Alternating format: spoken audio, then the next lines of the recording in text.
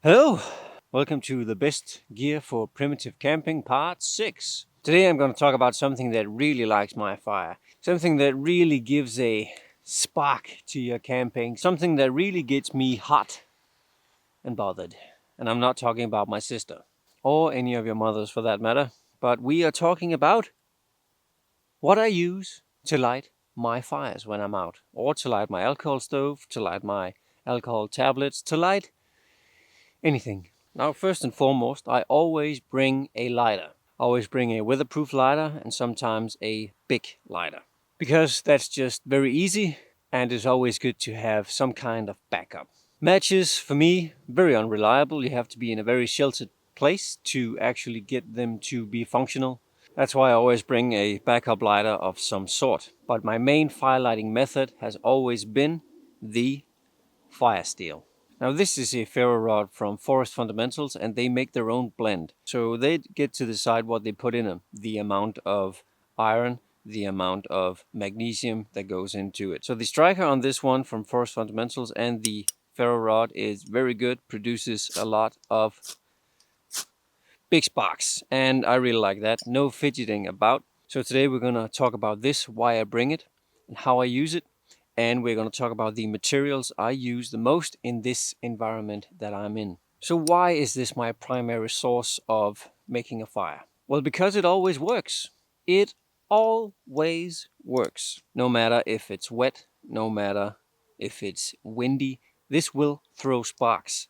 And as long as you've prepared your material well enough and found the right materials in the conditions you're in, this will get you a fire. Then it's all about the environment, like what materials you found, wind, rain, moist, damp, all those factors play in. But if you prepare it properly, a ferro rod will always get you a fire. But again, it's always about prepping and practice. And the other reason I bring this, it is a great way to get to know your surroundings. Now, what do I mean by that? Well, I mean this incentivizes you to find the right materials that will work in your given, environment. So if it's too damp, you have to find something that is dry and has a large enough surface area that it will catch one of these sparks. It really motivates you to get to know your surroundings, like what piece of bark can I use to get a fire from a spark from this? What kind of dry leaves, what kind of leaves do I have? What kind of trees do I have in my surroundings? And by thinking of that and doing that process, you will get your hands on a lot of different materials.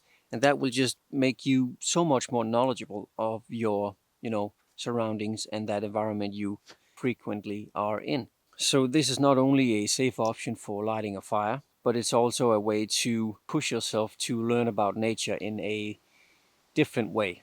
And if you challenge yourself and only bring a ferro rod in some cases or in some trips, you will really need to prep well. And that is an amazing learning experience because you will fail a lot of times when you try different materials, and you will learn a lot about which materials not to use.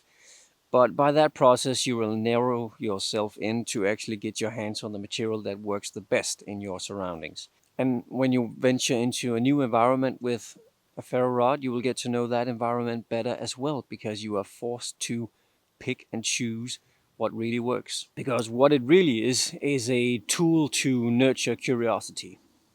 Now I have some different materials with me right here, and these are materials I have found in the surroundings I'm in. So I'm in Scandinavia, and I am in a beech, birch, and spruce forest. Let's move on to the materials and let's try to light them. Now, as you can see, I've just strapped a GoPro to my chesticles so we can actually see what's going on here without me having to fidgeting with the camera all the time. So let us go! As I said, I'm in a beech, birch and spruce area. So this is what I usually use in this area to light up with my ferro rod. We have cleavers. Cleavers usually grow green in the start of the summer, but by the end of the summer, this is middle of August, they actually wither and dry very quickly. And they tend to climb up man-made fences, living fences, trees, so they are exposed to the wind a great deal. Now this dries them out, and this is just a perfect bird nest, just for throwing a spark at or placing some charred punkwood in, which I have. We're going to try both. This is a very saturated spruce stick.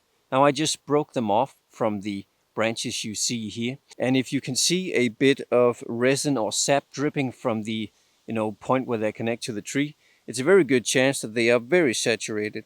So all of this black stuff that you see here is actually just completely saturated stick with very flammable resin.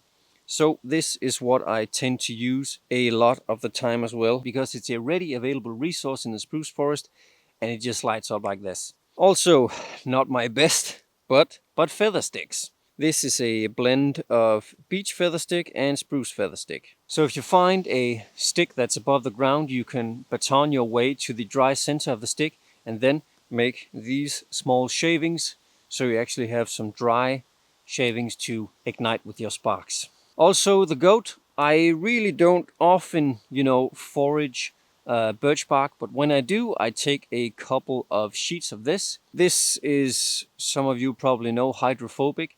It just repels water, and in this is very flammable oils that actually, keep it waterproof. Even if wet, when you scrape down to the finer bits of this bark, you will absolutely, wow. 2 deer just ran across from me. Nice. A very safe way to make a fire. Also here in my little charred tin, I have some charred punkwood. And I don't always bring this, I usually just stick to the natural, ready available materials. But if I find a really good piece of, decayed rotten wood, I'll make some punkwood. So we're gonna try that on the cleavers as well. First up, let's just try to ignite some cleavers. And I found them this morning. As always with your material, get as large as a surface area as you can and as many fibers from this as you can. Rough it up a bit so you have a lot of tiny fibers and feathers that you can ignite with your spark. Now a ferro rod throws sparks that are about 3,000 to 5,000 degrees. That's very hot. Just like my sister, you still need to prepare the best and smallest fibers you can.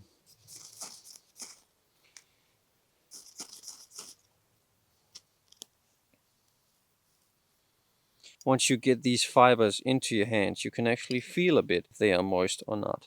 These are a bit moist. Now, as you can see, there are flames, but this is just too moist. So we are gonna need a heat source.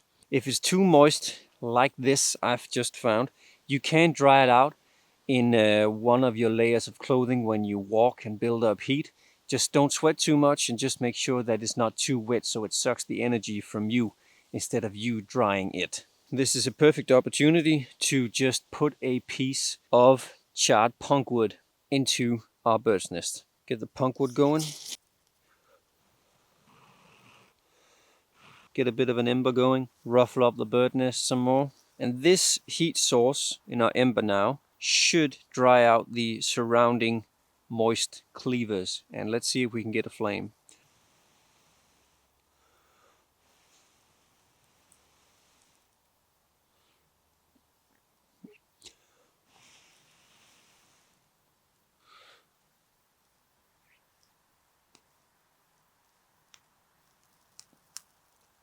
And we absolutely did.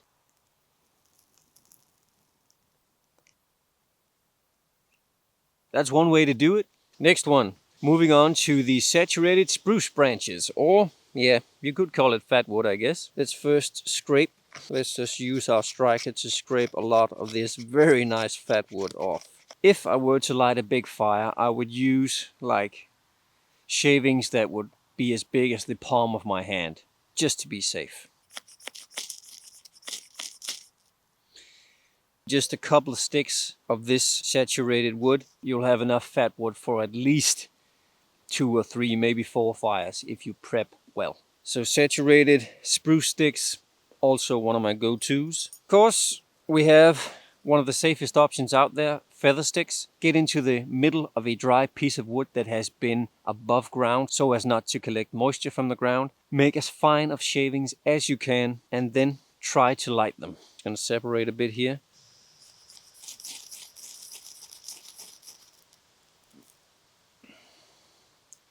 Now this is also very, very quickly to light up if you made the shavings fine enough and it is dry enough. Yeah, also one of my go-tos. No reason to make a big fire right now. Also noticed I've positioned myself on some moist moss so as to not just light a lot of leaves on fire. Just to be safe. Birch bark. Tried and true method. Get some fine shavings going.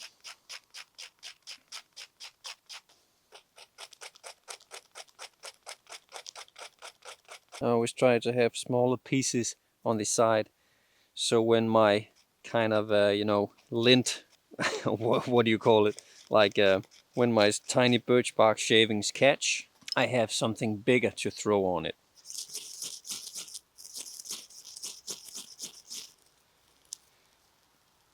And birch bark also lights very quickly as well, and will actually burn for quite a long time because of the flammable oils in there.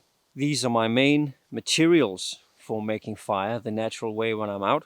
Well, almost the natural way. I just really trust these materials. Just a very good tool for curiosity. That's why I think it's one of the most important pieces of gear you can bring when you go camping, bushcrafting, hiking. It's just very engaging to use. It just sparks a lot of curiosity. Pun intended. A ferro rod is always in my pack. Thank you for watching. This has not been a BBC, but a best gear for primitive camping part 6. And I'll see you in the next video. See you later.